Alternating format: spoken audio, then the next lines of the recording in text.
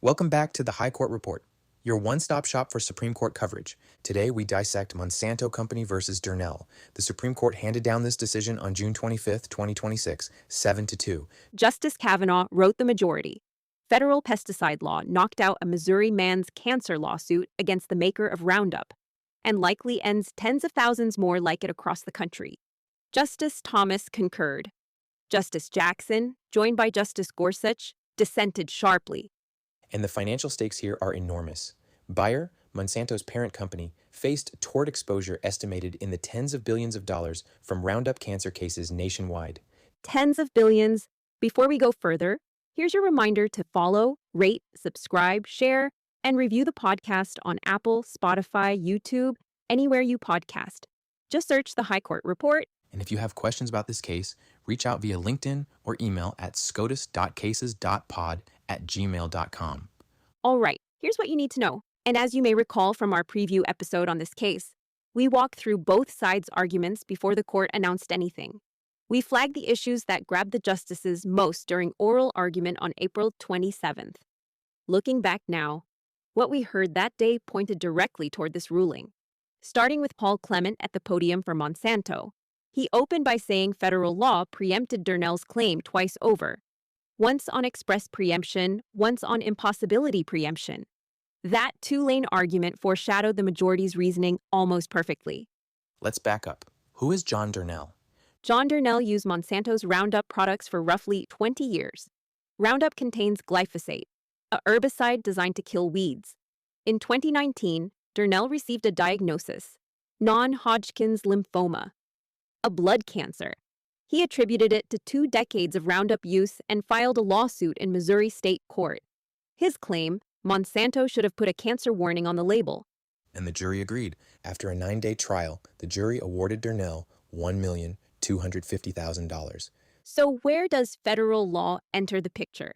The EPA, the Environmental Protection Agency, studied glyphosate going back to 1974, in 1991, in 1993, in 2017 and 2019, after the International Agency for Research on Cancer classified glyphosate as a probable carcinogen, EPA re-examined the question and still reached the same conclusion.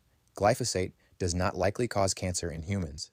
Regulators in Canada, Australia, Japan, and the European Union agreed. EPA kept clearing it repeatedly. And because EPA cleared it, Roundup's label carried no cancer warning. Clement told the court at argument, Monsanto carried no cancer warning on that label because federal law found no warning necessary. A Missouri jury demanding one anyway? That conflict defines the entire case. Walk me through the lower courts. Missouri trial court sided with Durnell. Missouri Court of Appeals affirmed 707 SW 3rd 828, reasoning that Missouri's failure to warn law and FIFRA, the Federal Insecticide, Fungicide, and Rodenticide Act, both just require adequate warnings, no conflict. But the Third Circuit, in Schaffner versus Monsanto in 2024, sided with Monsanto. The Ninth Circuit, Hardeman versus Monsanto, and the 11th Circuit, Carson versus Monsanto, sided with Durnell. Courts around the country split down the middle. The Supreme Court took the case in 2026 to settle it. So what exactly did the court decide? FIFRA contains a clause, Congress titled Uniformity. It says states cannot impose labeling requirements for pesticides, in addition to or different from those required under FIFRA. Plain English version? If federal law already determined what a pesticide label requires, or doesn't require, states cannot demand something different. And everyone agreed state tort claims count as labeling requirements? Settled by a 2005 case called Bates versus Dow AgroSciences. Failure to warn claims set a standard for what a product's label must say. That qualifies them as requirements. The real fight. Does EPA's approval of Roundup's label without a cancer warning create a binding federal requirement on the other side? And the majority said yes. Here's how they got there. Step 1. EPA doesn't rubber stamp labels. Manufacturers must submit formulas, testing data, adverse effects, and a proposed label. EPA cannot register the pesticide unless it concludes the label contains all warnings necessary and adequate to protect health and the environment. A real substantive review. Not a formality. Not remotely. Step 2. After EPA approves that label, manufacturers must use it. EPA regulations at 40 CFR Sections 152.44 and 156.70 prohibit label changes without EPA's prior approval, especially for hazard warnings like cancer warnings. That second point came up hard at oral argument. Deputy Solicitor General Sarah Harris made it plainly from the podium. She cited Section 156.70 directly and told the court if you add a hazard warning, and a cancer warning obviously qualifies, you must get EPA's approval first. She also drew a contrast with brand name drug manufacturers, who, under FDA rules, can sometimes change their labels first and seek approval afterward. For pesticides, she said, that runs exactly backward. Don't change your label for a hazard warning unless EPA says yes. And then Riegel sealed it for the majority. Riegel versus Medtronic, 2008. Medical devices. The medical device amendments contain a preemption clause that mirrors FIFRA's almost word for word. The court held in Riegel that when FDA approved a specific device and its label, reviewing it thoroughly, prohibiting unauthorized changes, exactly like EPA does for pesticides, that approval created federal requirements that preempted state tort claims for additional safety measures. Same structure, same result. Kavanaugh called Riegel dispositive, and he built on a frame he developed directly at oral argument. He put it to Clement, you can't retroactively penalize a company for doing exactly what the federal government required it to do. Monsanto used the EPA-approved label. Holding Monsanto liable in state court for complying with federal mandates functions like punishing someone for following orders. Clement embraced that completely. So did the majority. Now, the coalition, 7-2, reversed and remanded. Kavanaugh wrote he carried Roberts, Thomas, Alito, Sotomayor, Kagan, and Barrett. Wait, Sotomayor and Kagan sided with Monsanto? They did. This case didn't break along traditional conservative liberal lines at all. Sotomayor and Kagan, typically the strongest voices on this court for consumer protection and state authority, voted with a pesticide manufacturer against a cancer patient. Jackson and Gorsuch, from opposite ideological poles, ended up in the same dissent. A rare pairing. Very rare. It signals the case genuinely turned on statutory text and precedent, and Kagan actually signaled at oral argument where she landed. She pressed Durnell's attorney Ashley Keller about how comprehensive Congress made EPA's authority under FIFRA. She pointed out that EPA does a major study, weighs costs and benefits, formally reviews every 15 years, and keeps abreast of new information continuously. She seemed skeptical that all that federal machinery could leave state tort juries free to override specific EPA label determinations. So the 7-justice coalition held firm. With one important fracture, Justice Thomas, He joined the majority. fully joined it. His name appears in the majority opinion alongside Roberts, Alito, Sotomayor, Kagan, and Barrett. But then he wrote separately to question the constitutional foundations of what the majority just applied. Striking. He had 3 concerns. First, he suggested FIFRA may exceed Congress's Commerce Clause authority. The Commerce Clause lets Congress regulate trade between states, but Thomas argued FIFRA goes further, regulating how consumers use pesticide in their own backyards, from local stores in purely local activity. That may fall outside Congress's power. Second, The non-delegation doctrine. Congress handed EPA authority to dictate label content and backed violations with criminal penalties. Thomas argued core legislative power like that can't simply transfer to an executive agency. He's raised this before. He keeps raising it. and third, The biggest one. He questioned whether agency regulations can even preempt state law under the Supremacy Clause. The Supremacy Clause makes the Constitution, federal laws, and treaties supreme. Thomas pointed out, agency regulations don't fit any of those categories. If they don't, agency preemption may not survive constitutional scrutiny at all. so Thomas joined an opinion that relied on agency preemption while simultaneously questioning whether agency preemption survives constitutionally. He agreed with the statutory outcome. He expressed serious doubt about the constitutional architecture underneath it. For future challengers, that concurrence functions like an engraved invitation. And the dissent. Justice Jackson, joined by Justice Gorsuch. Jackson argued the majority identified the wrong federal requirement. The relevant FIFRA requirement, the one capable of preempting state law, doesn't come from EPA's approval of Roundup's specific label. It comes from FIFRA's misbranding prohibition, the statutory mandate that all pesticide labels carry necessary and adequate warnings for any unreasonable health risk. And Missouri's failure to warn tort demands exactly the same thing. 2 parallel standards, and parallel state law doesn't trigger preemption. How did she get there? Section 136 AF 2 of FIFRA. a provision the majority tried to sideline. That provision says registration shall not be construed as a defense to misbranding and only creates prima facie evidence, on its face evidence, not conclusive proof, of compliance.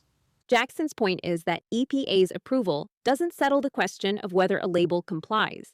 If registration doesn't conclusively establish FIFRA compliance, it can't generate an ironclad federal requirement powerful enough to preempt state law. And she backed it up with a real Roundup example. In 1999, EPA approved a specific Roundup product label. By 2000, EPA itself determined that approved label violated FIFRA because the product leaked onto users when used as directed. EPA fined Monsanto for distributing a misbranded pesticide, even though EPA had approved the same label the year before.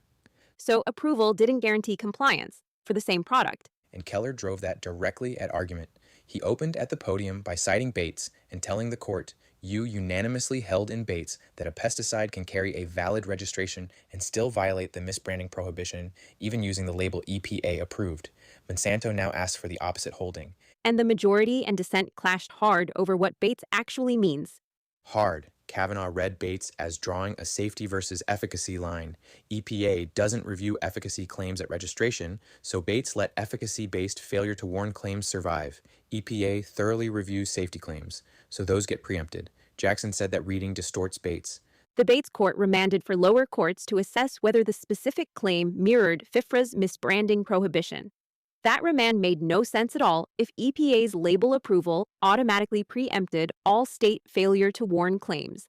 The remand itself proved her point. They also fought over Riegel, sharply.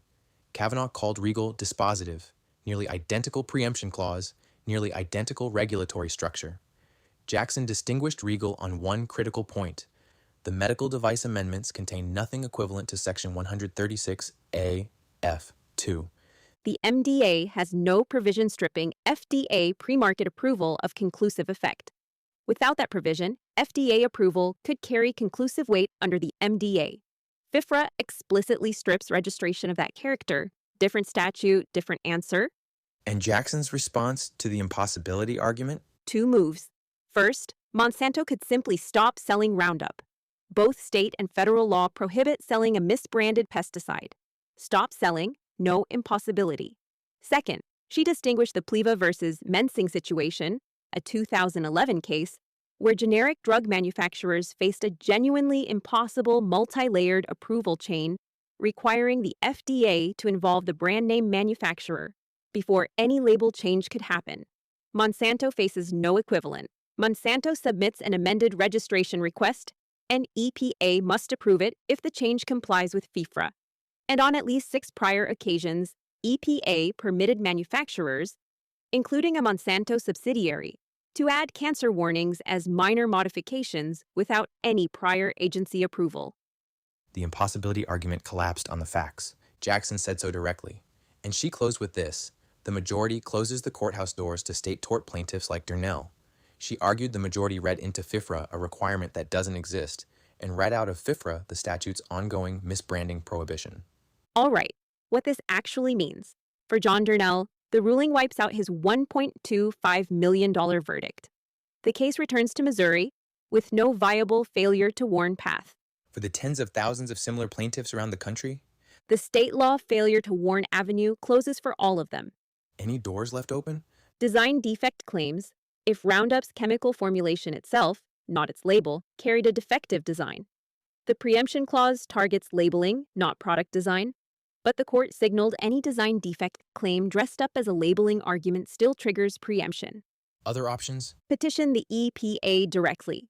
Citizens, states, and environmental groups can ask EPA to cancel or modify Roundup's registration, with judicial review available if EPA declines.